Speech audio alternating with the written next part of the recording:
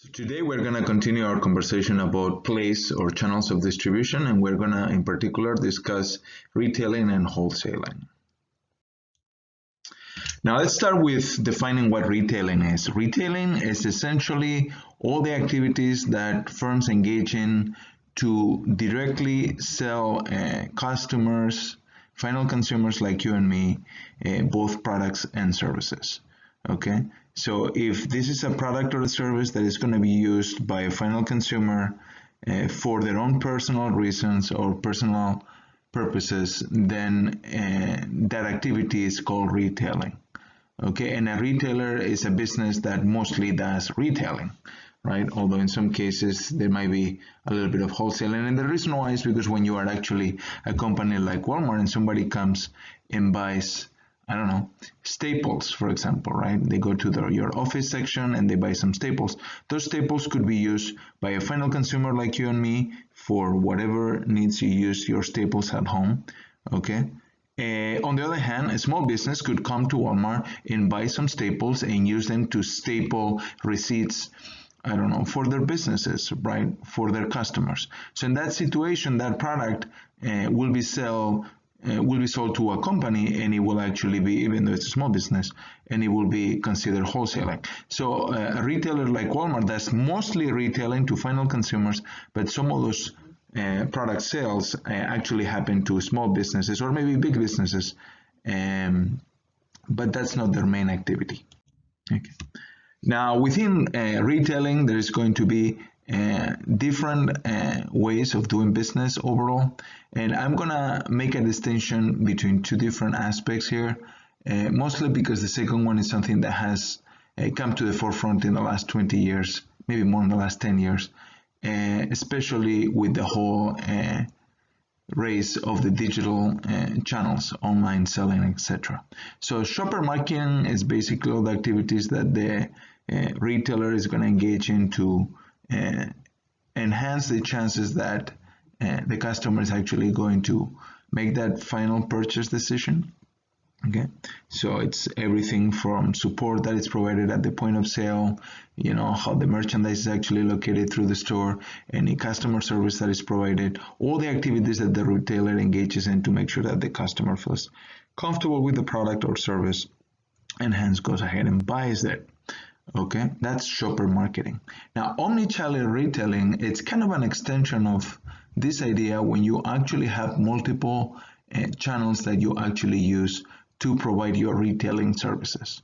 Okay, so again, if we take Walmart for example, Walmart has multiple channels that it uses to sell their product, in particular online, and they have a brick and mortar set of stores all over the country, right?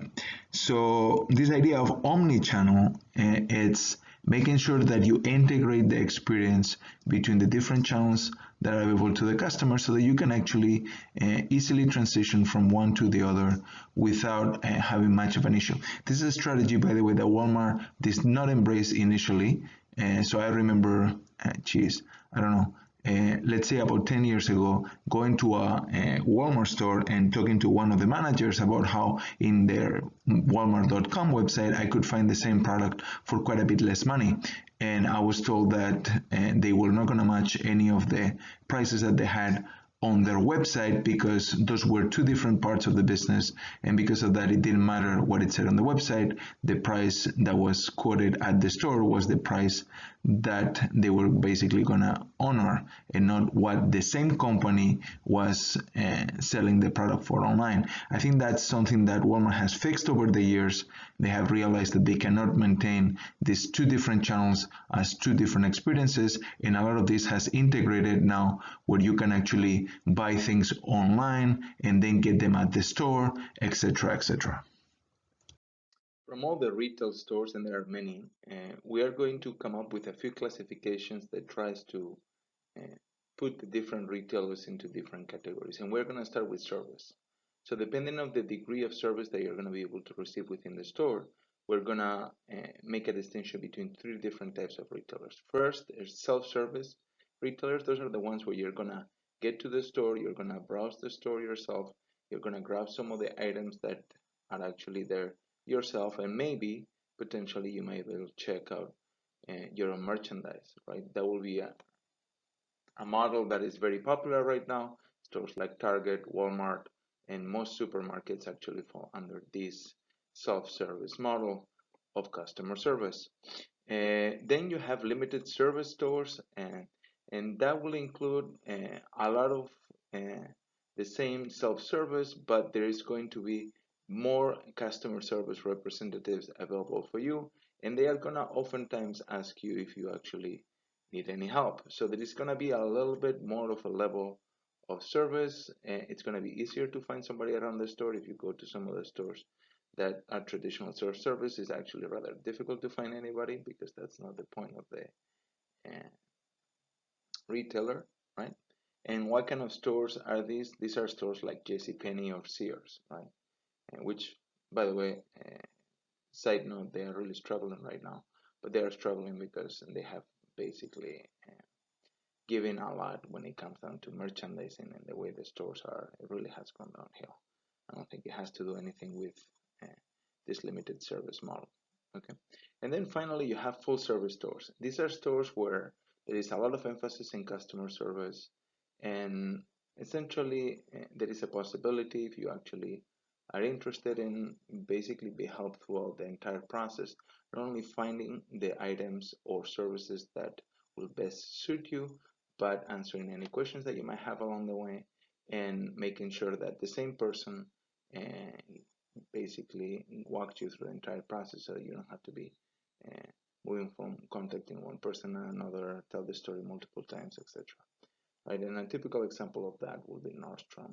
And there are a lot of specialty stores, we will talk about this later, that are maybe smaller, that have a very niche focus, and that have very deep product lines where you might see a similar emphasis on this. If you want an online version of this, you might want to look into a store called Zappos. If you don't know who they are, they sell shoes, and they are well known for their excellent customer service. Then, like I was saying before, we're going to classify these retailers using multiple variables. One is service, we've already talked about. The other one is what kind of product line do they actually carry. Okay. And within that, we're going to make a few distinctions. First, you have specialty stores, like I was mentioning just a minute ago. Specialty stores, they have a very narrow product line. So they only carry a few items, a few type of items, but within those types of items, they have a very deep product line. So what that means is they might only carry shoes, like it's the case of Zappos, right? But they have a lot of shoes, right? So this idea is that they are specializing in a particular area, and because of that, they are extremely knowledgeable. They have a lot of depth of the product line, but they don't have the breadth. So there's just only shoes, or maybe anything that's related to shoes, like maybe they might have some cleaning products for their shoes, right? And then you have department stores. Department stores, unlike specialty stores, they have a broad array of products. So they have a broad uh, product line. So instead of only concentrating on one type of items, they have a wider range of products. So if you go to Sears, for example, you can find products such as clothing, but you can also find appliances, and you can find electronics, at least more electronics, and you can also find garage related products, like you can find tools, you can even find tires, right?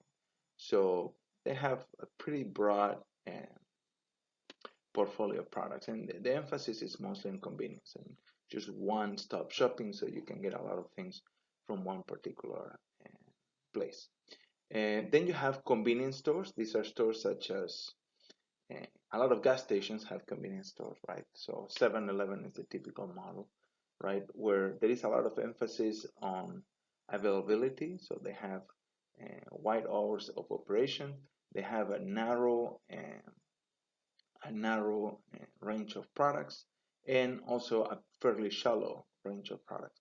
So the idea is they just have a few essentials, but they are in an area or a location that is particularly convenient for people. This is why they are called convenience stores, and they are available even when other stores are closed. So the emphasis here is in how easy it is to get the products. The prices are not necessarily low, and the service is not particularly good.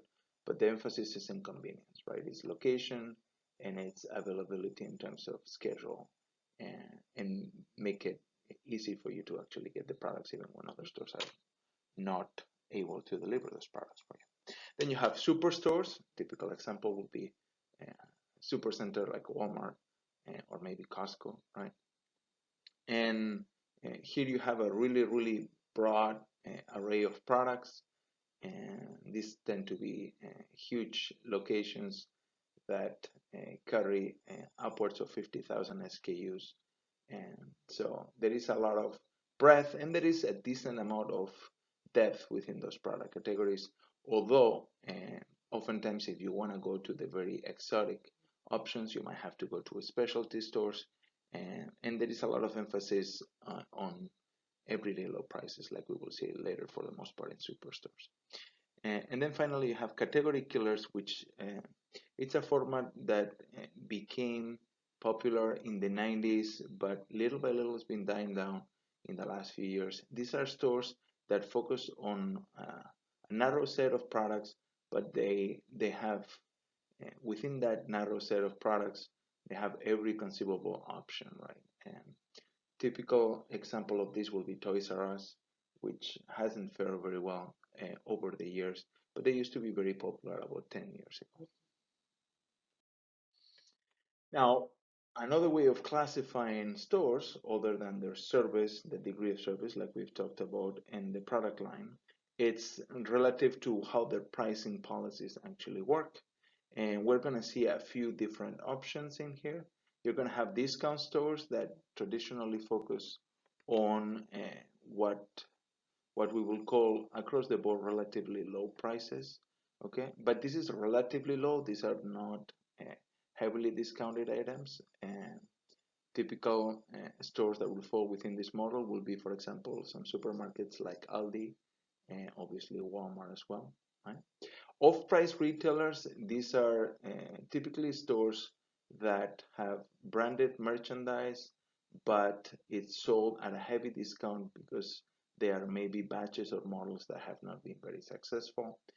Typical examples of these stores will be something like Ross or TJ Maxx, right? That are trying to basically price themselves in the really bottom end of the market, and it's trying to cater to customers that are looking for a bargain and not necessarily a clear idea of what you're looking for. You just want a good deal, right? So you might have to go to these stores with a more open-ended idea of what you're going to be buying, because the availability of products is going to be limited to what's actually what these stores are able to buy for a relatively inexpensive product, given that it has not been maybe as successful as other lines within the same brands of products. Okay. Then you have factory outlets. This is another way in which brands remove some of the stock that has either not done very well or that maybe because of seasonality in the case of clothing, and they're trying to get rid of some other stock.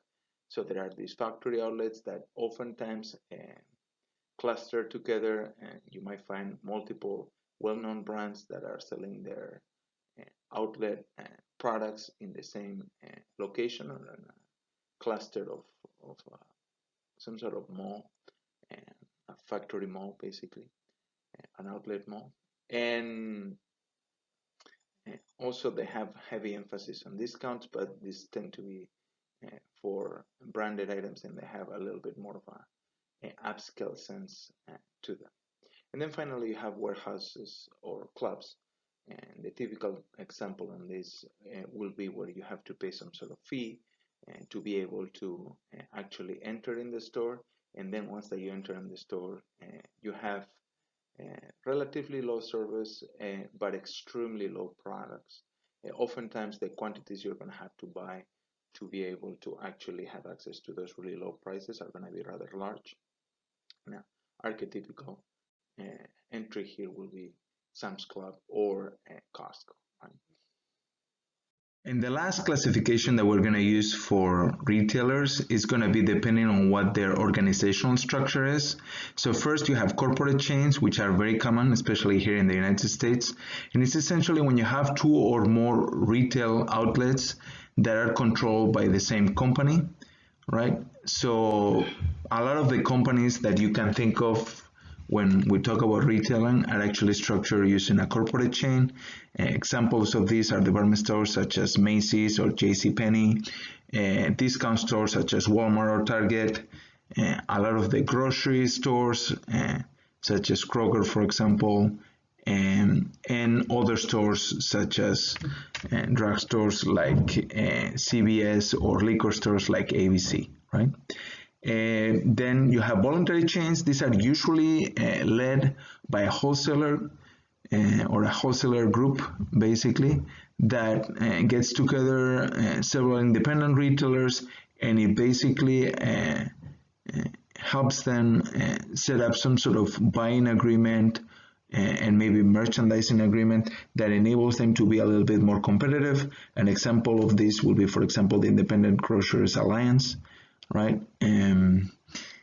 Another similar structure will be a retailer cooperative, although it's not led by the wholesaler side, it's led by the retailers. This is usually a group of independent retailers that get together and decide to essentially create a cooperative, a group of independent entities, in this case retailers, to be able to also be more competitive in the marketplace. For the most part, is to aggregate their buying power, and because of that achieve lower prices. An example of this will be Ace Hardware, for example, in the hardware space, where you have a large number of independent outlets that were seriously threatened by both Lowe's and Home Depot, and because of that they decided to get together and to be able to be more competitive in their purchasing side, and that way be able to be a little bit more competitive in the pricing side when facing these two giant monsters, right? And then finally you have franchises, which are very, very common, especially in the restaurant side of the equation, but they are also used in other cases. And a franchise is when you have a franchisor, which is usually the company that owns the brand, or is maybe the manufacturer, depending on the setup that you're talking about, right? In the case of restaurants, it's mostly a brand, and they provide through a legal agreement the rights to use that brand, any other IP that they actually own, maybe grant access to suppliers and training and know-how, essentially, of how to actually provide the service of the product, right? And in the case of restaurants, it will be all the know-how around setting up the restaurant and then providing training so that you can actually run the restaurant successfully, and also provide a supply logistics network that will enable you to keep the consistency of the products that you actually are going to use within the restaurant, right? And so examples of that: McDonald's, Pizza Hut, Domino's, right? There are many examples of that in the restaurant business. And if you look at other services, you have also convenience stores such as 7-Eleven are oftentimes franchises, and you can see this also in services. So for example, in taxes, you have, for example, H&R Block. So now that we have talked about the different retailers and how to classify them according to different criteria, now what kind of marketing decisions are retailers going to make?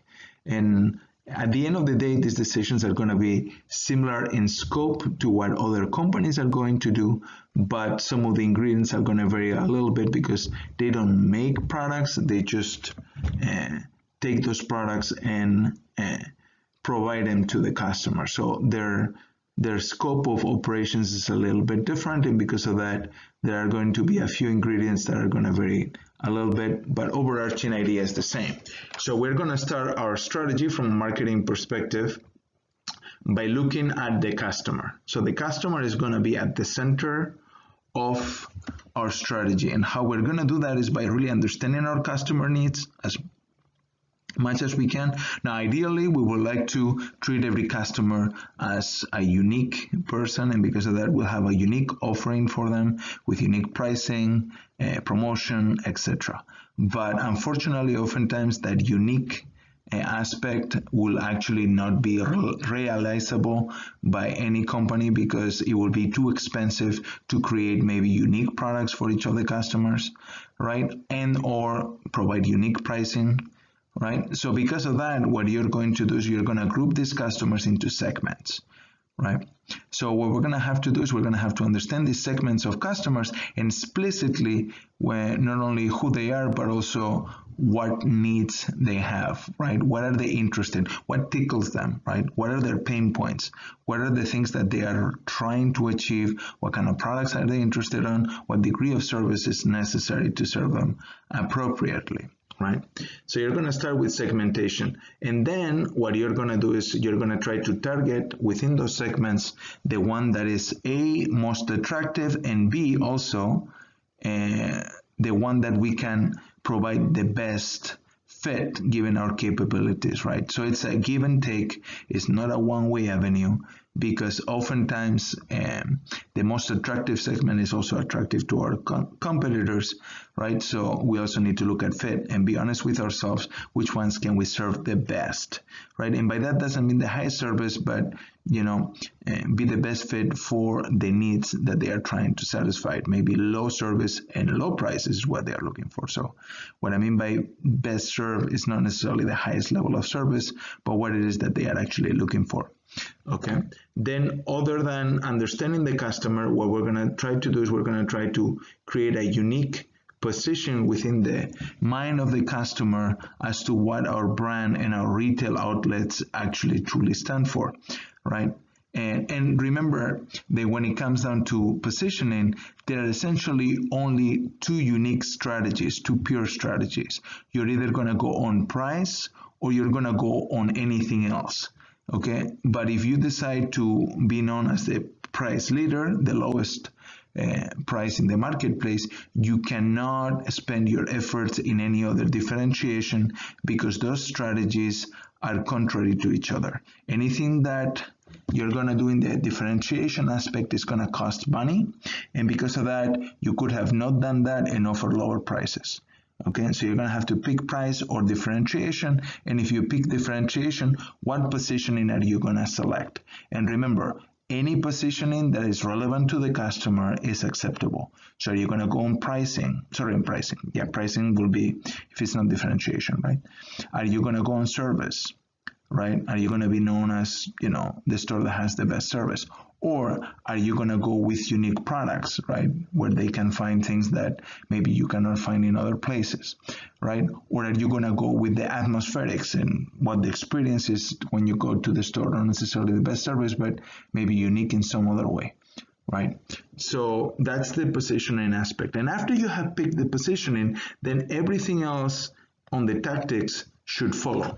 So people are not going to believe your positioning just because you tell them about it. You're going to have to deliver on the positioning. And the way you do that is by creating a product within your retail mix that is actually appropriate and consistent with the positioning that you're trying to achieve in the marketplace, right? You're going to do the same thing with your pricing. We're going to talk a little bit about pricing policy in the next slides, okay? And then you're going to do the same thing in how you communicate with your customers in your promotion, right? You're going to pick the tools that are consistent with your positioning, and you're going to have messages within those promotional tools that are consistent with the overarching positioning for the company. And then finally, we're going to talk about location, which is what a real estate agent will always tell you is the most important thing when it comes down to a retailer. So I think I've already mentioned what this is, but let me quickly go through it again. We are doing segmentation because we cannot serve everybody uniquely for the most part. Segmentation is putting people into groups that have similar needs and similar preferences. So what we're going to do is after we have done this, we're going to pick and target those segments that are best for us because they are most attractive. And attractiveness could be because of the size of the segment, for example, or the growth of that segment, right? Or because we are best able to serve those customers, maybe because of our location, right? Maybe we have a unique location that enables us to serve those customers better, right? And then after we have picked those segments, after we have targeted those segments, what we're going to do is we're going to come up with a unique positioning in the marketplace. So what it is that we want to be known for. The most important thing is to pick one or two aspects, probably I would say more one, and try to do the absolute best you can to be known for that. And that's expensive and hard to do, right? The idea is simple, the implementation is not. Now, after we have decided on the positioning, then what we're going to do is we're going to come up with the tactics that are going to basically make true that positioning in the mind of the consumer. So it's not about telling people a story and then just ignoring that story. We need to give reasons to believe to the customers that what we're telling them from a positioning standpoint is indeed true. And how are we going to do that? First, by basically picking our product mix within the store, right? And this is going to be encompassed by the actual product assortment. What kind of products are we going to find within our store? But also, what degree of service are we going to provide within our store, right? And we've already talked a little bit about different degrees of service. So our degree of service should be consistent with the positioning that we are actually trying to achieve in the marketplace. And then finally, anything that has to do with atmospherics, right? And the way the store feels from a decoration perspective, the music needs to be consistent with the overarching story of positioning that we have chosen to begin with. When it comes down to prices, after the product, this is the next variable that we're going to talk from the marketing mix of the retail store perspective. The prices are deceivingly simple, right? Because as a strategy, you only have two choices. You can either price high or you can price low. But high or low relative to what? Well, it's going to be relative to your closest competitors, obviously, right? And these two strategies are both viable, but they have different routes, right? High prices are associated with a higher markup, so you're going to have higher margins for each of the products that you sell. But with that, it's going to come a lower volume. You're going to sell less units, okay? And you make up for volume with a higher markup. So for each product that you sell, you're going to make more money, from a profitability standpoint. The other strategy is a low markup and high volume. Okay, but they are both viable. It just depends what your overarching strategy is, and it needs to be consistent with that, right? So if your positioning is of an upscale store, low markup and low prices make no sense. Okay. Yeah. So you need to be consistent, and one way of achieving consistency is going to be by the pricing policy that you're going to use, right? You need to convey a story to the customer, and you need to make sure that the customer is clear about what that story is, right? One way of achieving this, if you're choosing on price instead of differentiation for your strategy, is this idea that was championed and still championed by Walmart of everyday low prices, right?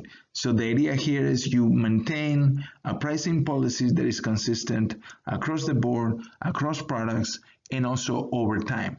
So that if you're a customer, you don't have the uncertainty of knowing, where are the sales? That's when I need to go to the store. The idea here is we always have low prices. So whenever you come to our store, you know that you're going to run into low prices no matter what, right? The contrary to that, from a strategy perspective, is to have these high-low prices, where what you do is you try to entice customers that are maybe more deal driven by having frequent sales that they can actually, use a little bit as a reason to go to the store, because they know that you have a spring sale.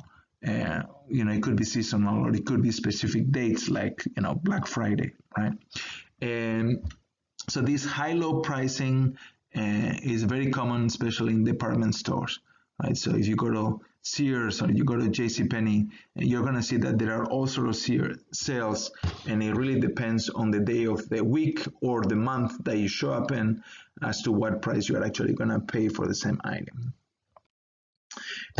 Finally, when it comes down to the 4 Ps, we're going to talk a little bit about the promotional tools that you can actually use. So how are you going to communicate with your customers about what your store stands for and what your positioning is?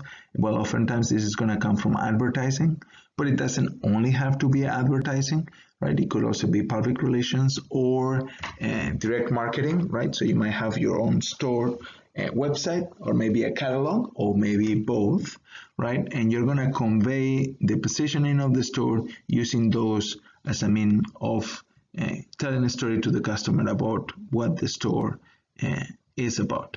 Okay. Now, depending on the actual level of service that you're trying to offer, you're going to see a bigger impact of personal selling. Usually, if the level of service that you're offering is low and the pricing policy you have chosen is low, personal selling is not going to be an option. Personal selling is rather expensive tool to use. However, if you're boosting really high service, personal selling is oftentimes a very good way of achieving this really high level of service where you have very knowledgeable salespeople that interact with your customers and basically try to advise them in the different products that you actually have within your line of products to satisfy what it is that they are looking for. So personal selling is very important in some aspects, especially the case when you're talking about high value items such as cars and if you're doing retail and any other expensive products like jewelry, etc. Okay.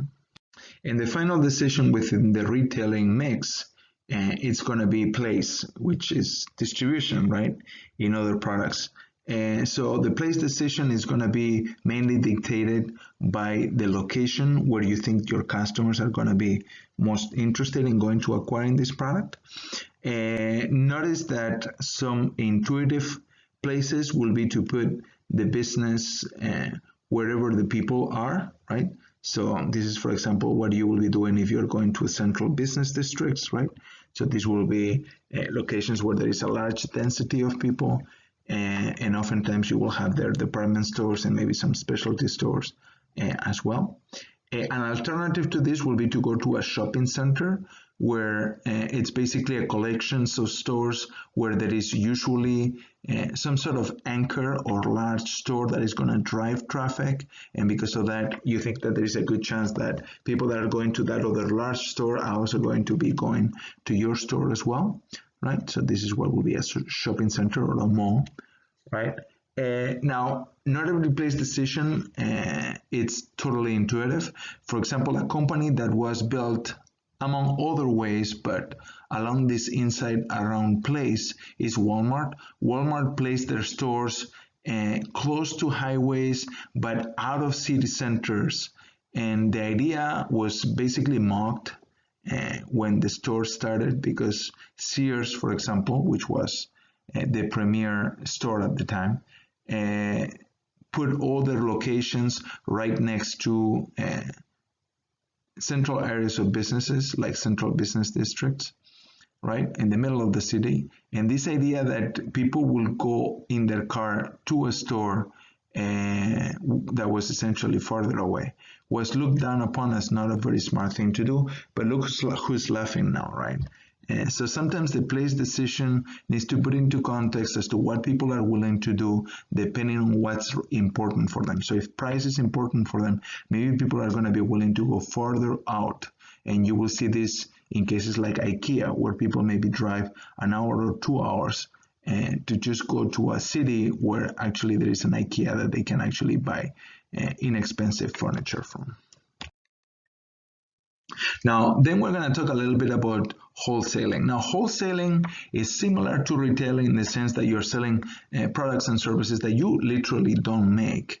But a wholesaler is not going to sell to a final consumer. It's going to sell it to other businesses that are going to be using those products and services for basically conducting their business. Okay, now wholesalers are going to conduct a whole host of activities. So let me walk you through a few of them, right? So they're going to obviously sell and promote the product. So they're going to do their own advertising, and they might have their own salespeople on site that are going to enable you or help you to make decisions about the products, or maybe, over the phone. They are going to be basically creating an assortment for their customers. So you're going to be going to a wholesaler and you're going to have access to a broad set of products, oftentimes for multiple brands. So this assortment makes a lot more efficient for a customer to be looking and comparing across the different options. That way you don't have to go to the stores of the different brands, right? And they are going to do bulk breaking, which is essentially have really large orders and then break those down into a more manageable size that you're going to be taking orders from them, right? They're going to warehouse the products, so they're going to keep the inventory in place so that you can actually access it whenever you need it, and hopefully it will be in good condition. And they're going to do some of the transportation for you, so they're going to take the products from the manufacturer closer to the consumer, or in this case to the business that actually needs it. On top of this, they oftentimes will provide you with some financing. It is very typical that when you're buying something from a wholesaler, you will not pay on the spot, but you will sign a contract that says that you're going to be paying maybe 30 days out, maybe 60 days out, maybe even 90 days out, right? And so they're going to be providing you with some financing, whether it is short term or maybe even longer term, if there is explicit agreement to do so. They are also carrying some of the risk of ownership. So if anything happens to those products before you actually go and acquire them, they are going to be the ones responsible, because they're going to take full ownership of the products. They're going to have information about the products that are going to be able to share with you, and they might be able to give you advice about which products to use and how to actually accomplish the task that you're interested in with the products and services that are available in the market. Now, when it comes to wholesalers, we're going to make a distinction between three different types of wholesalers. We're going to have merchant wholesalers, which are essentially most of the wholesalers and the ones that fall under the traditional model that I've given you of what a wholesaler is. And within this, we're going to make a distinction as to whether they have full service wholesalers. Those are the ones that provide the entire array of services that I've discussed before. And then you also have limited service wholesalers, which may not offer some of the options. So for example, they might not have financing available, or they might limit, for example, the transportation and delivery of some of the products, so that you actually need to go to the warehouse yourself and then pick the products up instead of being able to take delivery of those products at the location of your choosing, right? And there is a different type of wholesaling which doesn't actually take ownership of the product, and that's what both brokers and agents do. So they help in the process of connecting manufacturers and consumers, but the way they do that is by either, in the case of a broker, assisting in negotiations and basically finding both the buyers and the sellers, right? That's essentially their role, is to find the people and connect the dots. And the agents, what they do is they usually represent either the buyers or the sellers, but in no case, either the broker or the agent will take ownership of any of the products, and they will just usually make a commission on any of the deals that actually happen for creating this connection between the two parties. Okay. By the way, agents and brokers are oftentimes used so that you guys have an idea of what we're talking about when you're actually entering new markets where you have no relationships with existing maybe wholesalers or retailers. So a good way of getting your feet wet basically is by actually getting, for example, a broker that will enable you to get in contact with some of the key players in that space, and that way establish the linkages that you are going to need to get your products, for example, to go all the way to the retailer, right? And finally, you might have some manufacturers and retailers, branches and offices, right? So what you're starting to see is that a lot of the wholesaling is actually being done now by the manufacturers themselves. So what is happening, especially with all the digital and technology boom that we are seeing in a lot of the logistics and supply distribution issues, is that now manufacturers themselves are taking over some of the supply chains, and because of this, they are starting to do their own wholesaling. So from a wholesaler's perspective, the decisions that you're going to undertake are very similar to the ones that we have talked about retailers, okay? But I'm going to walk you quickly through some of them as well. So again, you're going to start with the same thing, try to understand who your target market is, which in this case are going to be businesses, right? Such as other wholesalers and or some retailers, right? Those are going to be your customers, okay? You're not selling directly to people like you and me, okay? And then you're going to have to decide which one of those you're trying to target, right? Considerations and variables that you're going to use here are, for example, things like size of the business, right? That are used commonly to basically segment business to business markets. So are you going to try to only serve large corporations, or are you going to focus your efforts into small businesses? This will be a very typical segmentation variable used by a wholesaler. After that, after you decided on your targeting, the question is, how are you going to try to position yourself?